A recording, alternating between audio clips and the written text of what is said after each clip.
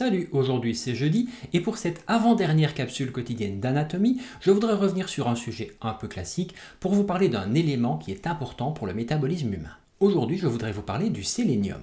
Vous avez déjà entendu parler de cet élément? Allez, venez avec moi, plongeons ensemble dans le fameux tableau de Mendeleïev. Le sélénium est l'élément chimique de numéro atomique 34. Vous pouvez le voir ici dans le tableau périodique des éléments. Le sélénium n'est pas un élément métallique, il est plutôt proche du soufre. Le sélénium possède la particularité d'être un oligoélément indispensable au corps humain, mais qui devient très rapidement toxique si sa concentration sanguine augmente de trop.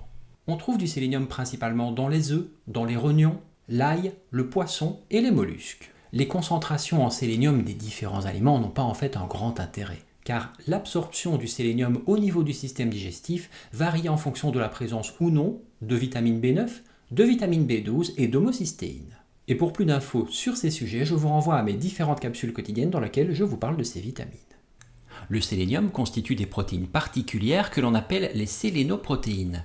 Dans cette famille de molécules, on retrouve par exemple la glutathion peroxydase, qui est une molécule antioxydante très importante. Et en ce qui concerne l'intérêt du sélénium, il n'est pas encore établi de manière très claire.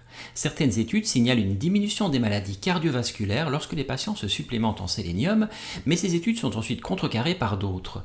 Même chose pour le cancer, certaines études montreraient que le sélénium est protecteur pour les cancers de la prostate et du côlon, puis d'autres études viennent montrer que le sélénium pourrait en effet augmenter le risque de cancer de ces organes.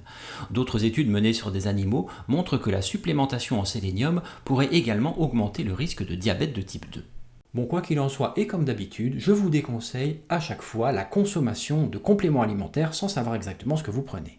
En tout cas, je vous le déconseille sans avis médical. Méfiez-vous, comme d'habitude, de tous ces produits qui, sous des mauvais prétextes, vous promettent plein d'effets positifs sans jamais mentionner les différents effets négatifs qui peuvent être attendus. Comme souvent, l'avis de votre propre médecin traitant sera très important pour discuter de votre cas personnel.